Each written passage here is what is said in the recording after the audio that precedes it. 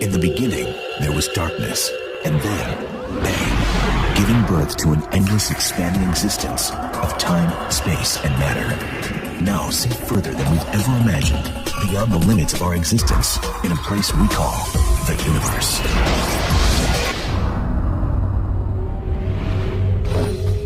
Cosmic collisions. They are among the most violent and life-altering phenomena in the universe. From fender benders to high-velocity impacts, gravity is constantly moving everything around in space. And so things are bound to collide. Asteroids, comets, galaxies, and planets are some of the objects involved in these energized events. Yet as violent and destructive as these collisions sound, we may owe our very existence to them.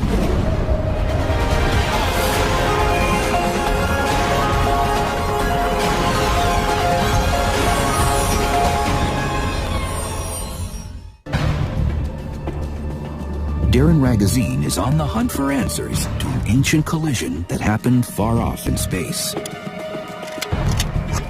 Ragazine has zeroed in on a vibrant gray rock. It's the vestige of an ancient fiery impact involving two massive objects, the largest being the size of Pluto.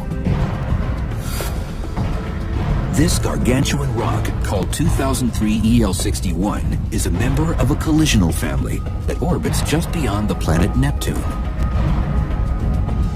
Collisional families are groups of objects that have very similar shapes, sizes, and tilts as they go around the sun. They've stayed in a tight cluster of orbits because they came from the same objects.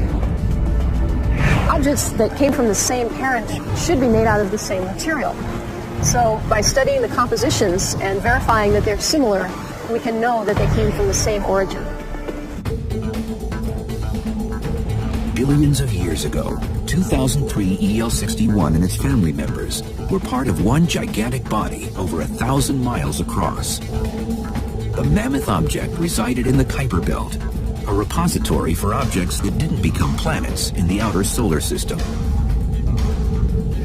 But at that time, the Kuiper Belt was buzzing with loose objects. The ice-covered rock eventually slammed into another object half its size, at a speed estimated at 3,000 miles per hour. The impact produced energy equivalent to 10 billion atomic bombs.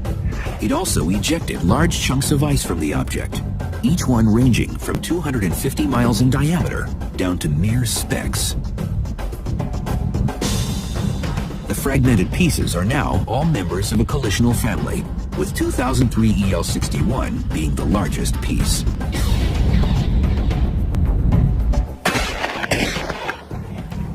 We're here at a clay pigeon shooting range because the trajectory of the shards after the clay pigeon is hit is very similar to the orbits that family members take. And once it's hit, the pieces fly out, but they pretty much follow that same trajectory as they go down.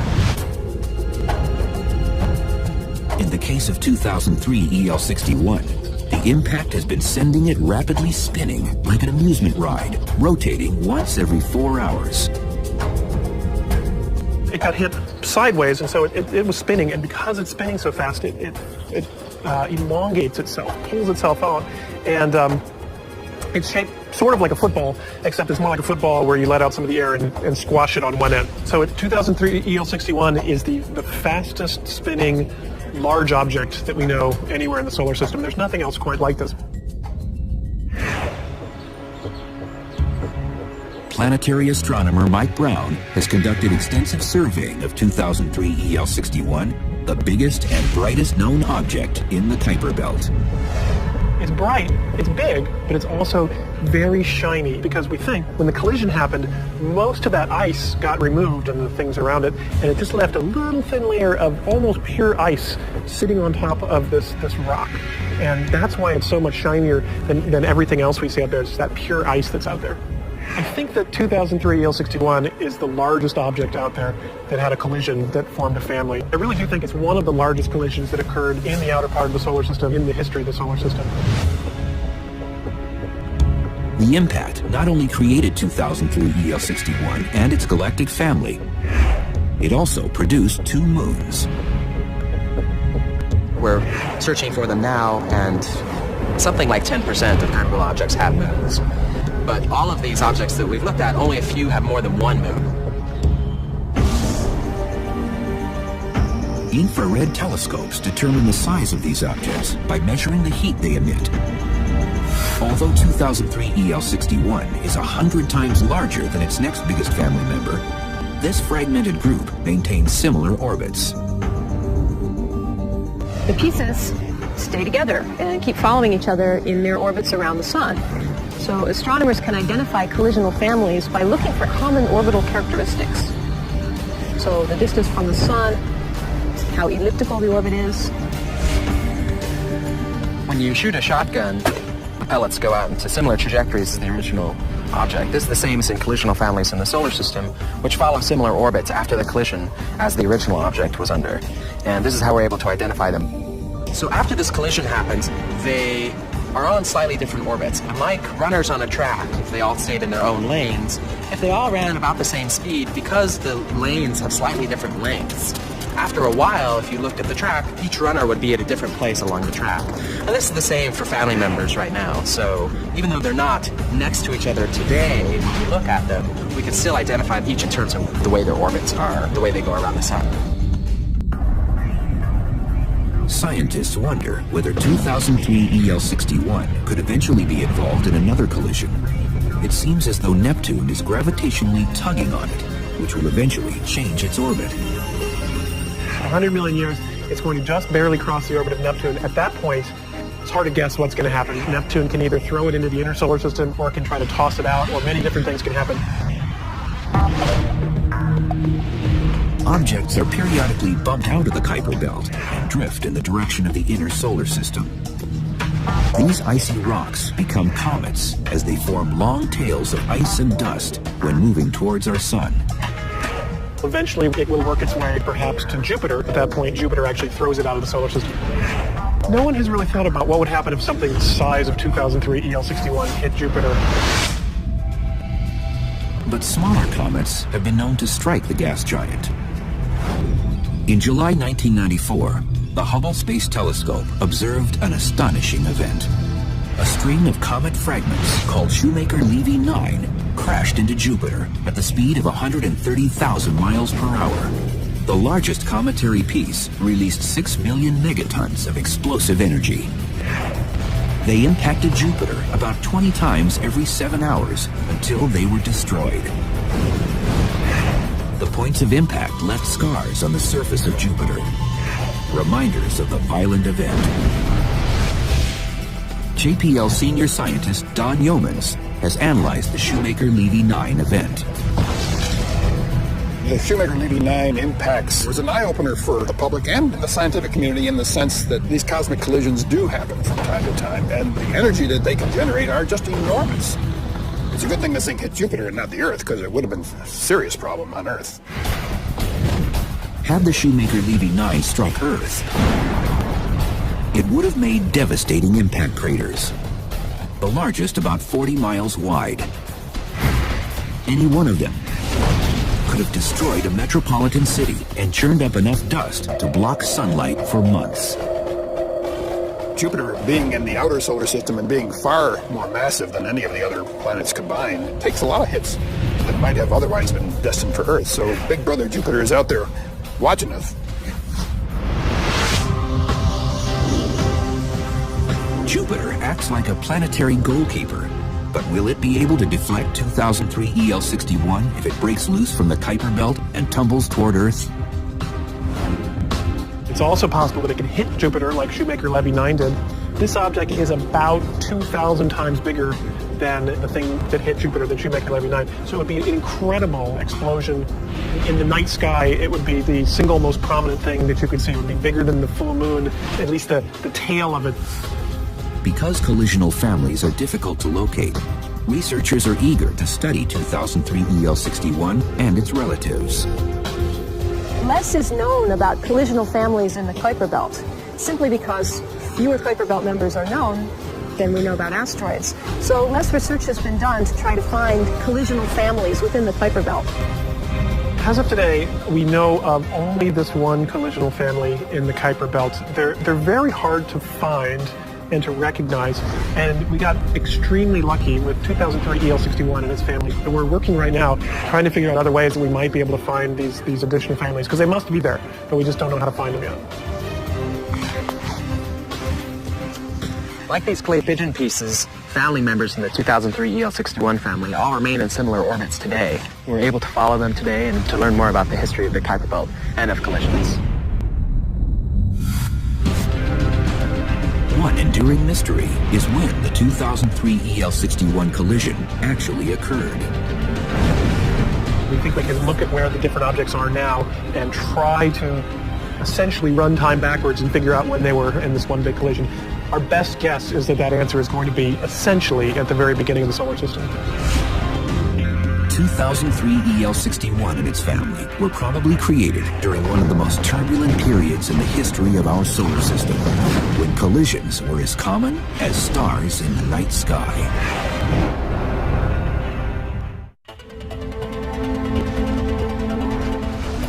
From the beginning, collisions have been a fact of life in space.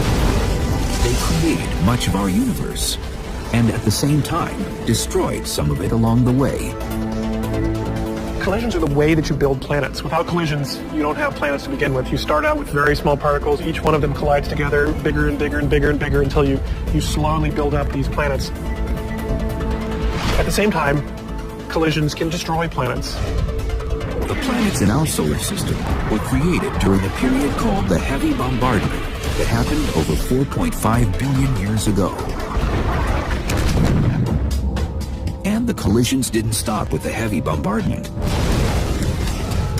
Over 600 million years later, our solar system experienced another spike in collisions during a period called the late heavy bombardment. Stray rocks, too small to become planets, played interplanetary billiards, striking and bouncing off other bodies with tremendous force. There were chunks of things flying everywhere, and so there were many, many, many collisions. A lot of the craters that you see on the moon were from that very early period, right when the solar system was still forming. And our moon reveals just how volatile the period was on Earth. We can even calculate to some degree, based on cratering on the moon, just how often we got hit by these rather large objects, say 6 miles across. Towards the end of the late heavy bombardment, we do get asteroids hundreds of miles in diameter coming in and striking the planet. Those are certainly capable of vaporizing the oceans and leaving a tremendous scar-worthy hit, raising the surface environment far beyond the possibility of any life surviving. When the late heavy bombardment subsided, approximately 3.8 billion years ago, objects that didn't coagulate into planets sought refuge in cosmic graveyards. In the outer solar system, leftover rocks reside in the Kuiper Belt. In the inner solar system, they collectively orbit in the asteroid belt. Like in the Kuiper Belt, collisional families have also been discovered in the asteroid belt. They're pieces of asteroids that originated from a larger object that was broken apart by a collision with another asteroid. Collisional families in the asteroid belt result when one asteroid gets hit by another and breaks into pieces. The fragments actually stick together in the orbit around the sun, and astronomers can identify collisional families by looking at their distance from the sun is the same, the tilt of their orbit is the same, and the ellipticity, how squashy the orbit is similar. Also, if we see that the asteroids are made out of the same material, it's a good bet that they may have originated from the same object. There are approximately 20 to 30 known collisional families in the asteroid belt. Scientists are keenly interested in one galactic collision that produced the Baptistina family, wayward fragments that originated as one single body, the size of Mount Everest. About 160 million years ago, this colossal rock was broadsided by another giant rock in the asteroid belt. The deep impact created a shower of smaller pieces, over 136,000 of them. Scientists estimate that 20% of the rocks escaped the asteroid belt, and 2% of them rain down on Earth. Some say there's a 90% probability that one of the Baptistina asteroids was responsible for the extinction of the dinosaur. 65 million years ago, a myriad of dinosaur species ruled the prehistoric world. But a catastrophic event wiped them off the face of the Earth. Now, scientists have good evidence of what happened to them.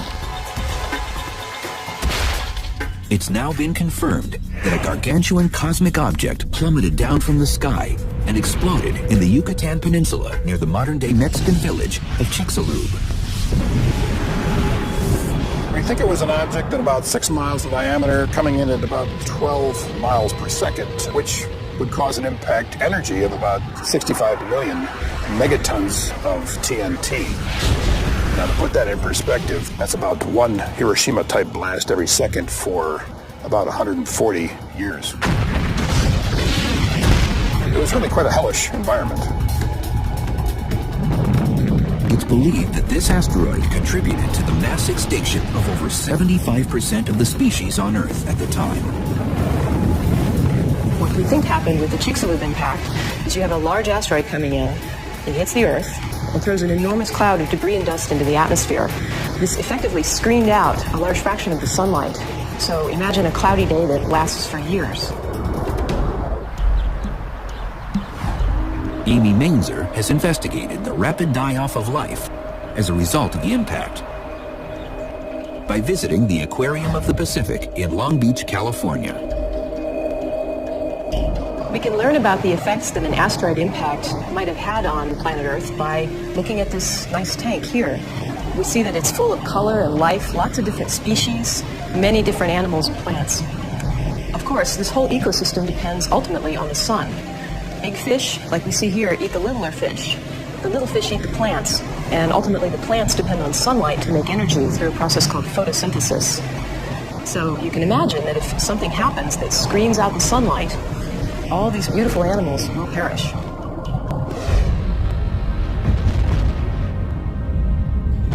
The apocalyptic event has been called the KT extinction because of a thin band of geological signatures dating to that time all over the world, known as the Cretaceous Tertiary, or KT boundary. It separates the age of reptiles and the age of mammals. Dinosaur bones are not found below the KT boundary. Some say it's a good indicator that they and other species became extinct from the impact that blocked out sunlight for years. We can get an idea of what might have happened to life on planet Earth following an asteroid impact by comparing deep water and shallow water marine systems. In deeper water, where there's less sunlight, there are fewer colorful corals, fewer types of colorful fish, and generally less species diversity overall. Some scientists had been skeptical that an asteroid caused the KT extinction. For a long time, people didn't really start to believe that asteroids could really hit the Earth and make a noticeable impression until the discovery of Meteor Crater. Almost 50,000 years ago, during the Pleistocene period, a 150-foot asteroid struck Earth with the force of 2.5 megatons of TNT. The impact carved out 175 million tons of rock in what is now the Arizona desert. It left a giant bowl-shaped hole, which has been named Meteor Crater. In fact, evidence proved that it had to have resulted from an asteroid impact. A scientist named Eugene Shoemaker found shocked quartz at the bottom of the crater, and it's only possible to get this particular kind of glass with extremely high temperatures and pressures generated in a very short amount of time. By the 1980s, scientists hadn't found an impact crater linked to the KT extinction. But they had dug up other evidence. Iridium was procured from the KT boundary layer. Iridium is an element rare in rocks on Earth, but common in many asteroids. It turns out that some asteroids are very high in iridium, so they made the connection that this layer of iridium that occurred in a sediment layer some 65 million years ago was due to an incoming asteroid. Even with the discovery of iridium, some still doubted an asteroid caused the KT extinction. Until the 1990s, when a Mexican oil company found the smoking gun. While drilling off the Yucatan Peninsula, they discovered a 100-mile wide impact crater buried underwater beneath 3,000 feet of limestone. Analysis of the rock confirmed that the crater was in fact formed by an asteroid. And like Meteor Crater in Arizona, shock quartz or glass was also discovered at the KT impact crater site. One of the other important lines of evidence for the impact of Chicxulub was the finding of shocked glass. This is basically when they looked at the impact site and regions around it, and all around the world in fact, evidence was found of glass that was fused. It was basically created when the giant explosion fused it. And this particular glass type is really only found in the presence of an extremely large explosion.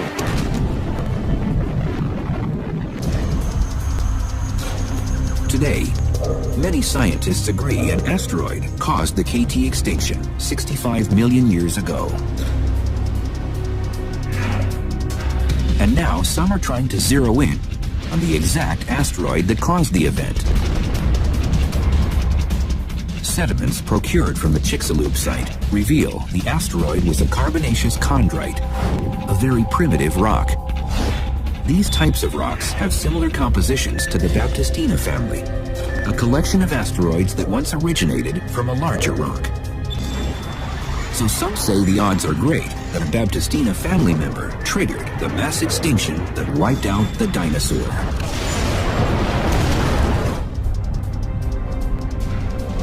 Today, the Baptistina family could still pose a threat. Within the asteroid belt, its relatives span a region containing 2 gravitational hatches. These are areas where a slight nudge could boot an asteroid out of its orbital zone.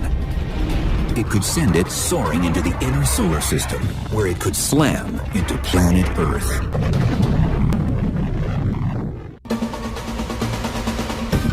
Cosmic collisions are not a thing of the past. They're ongoing and potentially deadly. Within the asteroid belt between planets Jupiter and Mars lives the Baptistina family, a group of rocks that originated from a larger body that was shattered due to a collision. After the impact, some Baptistina family members were ejected from the asteroid belt. It's believed that at least one eventually struck Earth 65 million years ago and caused the mass extinction of the dinosaur. And the KT extinction event may not be the end of the Baptistina family's wrath. Some say another relative could threaten our planet again in the future. It's always possible that another member of the Baptistina family could make its way into the inner solar system and hit the Earth. Researchers have been observing the Baptistina family. They've discovered that its relatives share similar orbits. But over time, a thermal effect called the Yarkovsky force is moving them into a danger zone. The Yarkovsky force is a thermal effect on asteroids that has the ability to alter their orbits. When they get hit with sunlight, it takes a little while for the asteroid to heat up. This results in a thermal radiation that gives the asteroid a little push, which changes its orbit. The Yarkovsky force is not very big, but over millions of years, it adds up.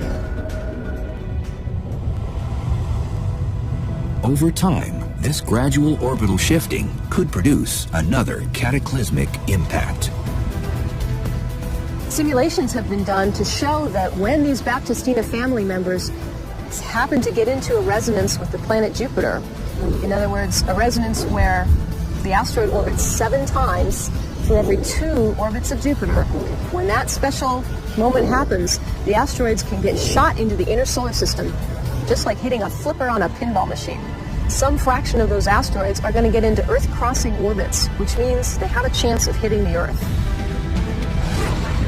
If an impact event happens happened anywhere on planet Earth today, it would destroy civilization itself. Even if you managed to survive in a remote place, you would most likely starve. Humans would probably survive in a few places and recolonize, but civilization would collapse. These are civilization-killing events. Future collisions could be hazardous to life on Earth. But the Chicxulub impact was a fortuitous moment for the evolution of humans.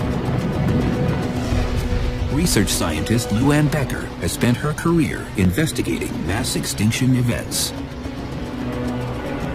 People say that if the dinosaurs had not perished, then there would be no people. Mammals would not have taken over if the dinosaurs had been so fortunate to have been able to continue to reign beyond the 135, 40 million years that they happen to be on the Earth. Becker claims, like humans, dinosaurs also evolved after an epic extinction event, the largest in the history of planet Earth. It's the Permian-Triassic extinction, also known as the Great Dying. It's also kind of ironic to me that if our theory is correct about the Permian, the dinosaur came in with an impact event and went out with an impact event, which is pretty interesting. It's perhaps the ultimate cosmic cold case, a mass extinction unmatched in the history of the universe. 250 million years ago, long before the dinosaur ruled, smaller creatures and abundant plant life prospered on Earth during the Permian-Triassic period. Then, some mysterious event wiped out almost all life at that time. In fact, is the most severe extinction with respect to how many different animals and plants perished. It's the biggest extinction event in the history of life on our planet. Becker is on a mission to solve this prehistoric crime. Like the KT impact that probably killed the dinosaurs, she claims to have uncovered evidence that a giant asteroid also caused the Permian-Triassic extinction, which occurred about 185 million years earlier. During the Permian-Triassic period, our world was comprised of one supercontinent called Pangaea and a superocean called Panthalassa.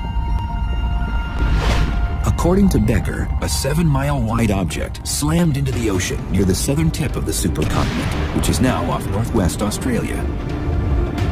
If you were standing on the beach 250 million years ago, you'd probably have a pretty good view of this particular event.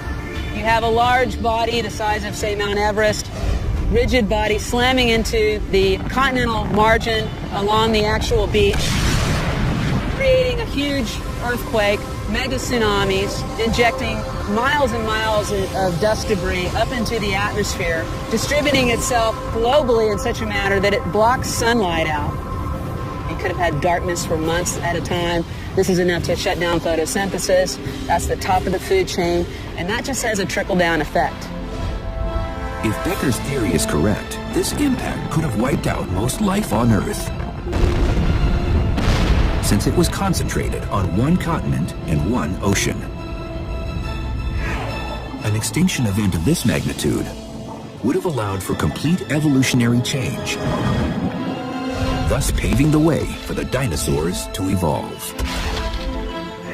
It was only because the Permian-Triassic extinction event occurred, and what I consider to be somewhat attributed to this impact event, that the dinosaurs were able to evolve. Little geological evidence remains of the Permian-Triassic extinction. There are very few 250 million-year-old rocks left on Earth because they've been recycled by plate tectonics. But Becker says she's found traces of the actual impact crater in northwestern Australia.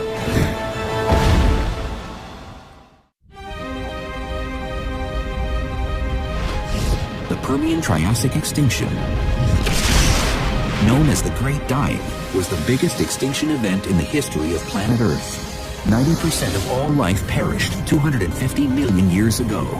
More creatures expired during this period than the KT extinction that killed the dinosaurs over 185 million years later. The cause of the Permian-Triassic extinction has gone unsolved. But now, research scientist Luann Becker and others think an asteroid caused the event. And they've uncovered a possible impact crater buried under sediments offshore of northwestern Australia. We believe we found a very good candidate for what is the impact event itself. It's much older, it's a lot more complicated and a lot more geologically processed. It's not a perfect circle anymore. It doesn't look like a bullseye. Most of the Permian rocks have been subducted and they're long gone or eroded away. The evidence for an impact there is marginal and highly controversial. Some scientists are skeptical that Becker has found an impact crater from the Permian-Triassic period. No good crater has been found to match the Permian-Triassic age. There was a claim of a structure off of the west coast of Australia, but it's not as clean and as clear as the KT crater. We don't have a smoking gun. But Becker claims she has found the smoking gun. What's more, she and her team have traveled to Antarctica, Australia, Africa, and Japan, where the oldest rocks on Earth exist. They claim to have found 40 impact tracers. These are extraterrestrial mineral fragments recovered from rock layers dating to the Permian-Triassic period. We have found what we consider to be little bits and pieces of impact debris, which literally looks like what we'd find if we were looking at a meteorite. It's possible for some of the impact meteoritic debris to fall back down and get preserved in the rock layer. What hasn't been recovered from the Permian-Triassic rock layer is iridium. It's the meteoritic substance that helped to convince many scientists that an asteroid impact caused the extinction of the dinosaurs 65 million years ago. Colleagues want to try to get real nitpicky about, well, you should have found iridium too. Well, we're not finding iridium in some of the places we would expect to find it, like in some of the commentary material that we've brought back. So what's the explanation for that? It's just that there are different bodies and they're not all the same. Although Becker hasn't found iridium, she has procured chromium in rocks from Antarctica. Like iridium, chromium is just as rare and is more abundant in space rocks. So, did an asteroid actually cause the Permian-Triassic mass extinction? Or merely help it along? It appears that life was struggling to survive 250 million years ago. The planet was undergoing severe volcanism, which was choking the atmosphere.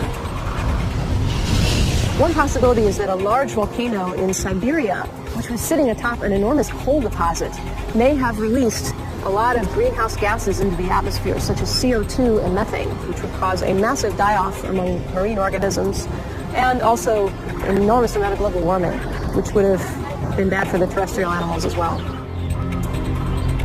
When you go back and look at what does correlate with these other extinction events, virtually in all the cases, there's evidence of a mass volcanic episode at the same time.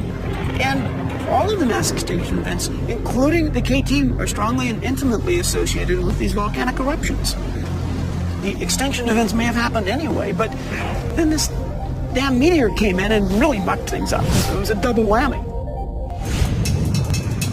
Becker claims that volcanism alone couldn't have caused the Permian-Triassic extinction, and she says she has even more evidence to prove it. We have found, I think, some of the best proxies for what we consider to be impact tracers. This includes shocked quartz in multiple locations in and around Australia and Antarctica. Glass that has seen pressures that are far beyond what you can even think about happening, geologically speaking, on the Earth. This could not have been mimicked by some kind of volcanic event. It has to be something that was produced by an impact event. And I think that when you have that kind of direct evidence, that's as good as it gets in this business. The scientific community is still debating whether an asteroid impact helped trigger the Permian-Triassic extinction 250 million years ago. But space rocks aren't the only objects that could cause cosmic upheaval. In fact, our own Milky Way galaxy is currently involved in a multiple galaxy collision. Imagine you're a galaxy cruising through space. The traffic may seem light, but at any moment, you could be involved in a head-on collision. Cosmic crashes like this happen all the time, particularly when galaxies get too close to one another. Galaxies have interacted, they've collided, they've merged, they've ripped each other apart. And it's still going on today. So galactic collisions have always been a part of the life of a galaxy, and they always will be. Research scientist Michelle Thaler knows how violent galaxy collisions can be, especially when they involve multiple galaxies. At this very moment, NASA's Spitzer Space Telescope is witnessing the ultimate pileup. 4 supermassive galaxies colliding on a cosmic freeway, approximately 5 billion light years away from Earth. They're all coming together now at millions of miles an hour, and they will merge together. So we found an absolutely titanic collision of galaxies. You can think of most galaxy collisions as being like, little compact cars maybe piling up, a small collision on a highway. But in this case, we're seeing maybe, 4 18-wheelers colliding together head-on.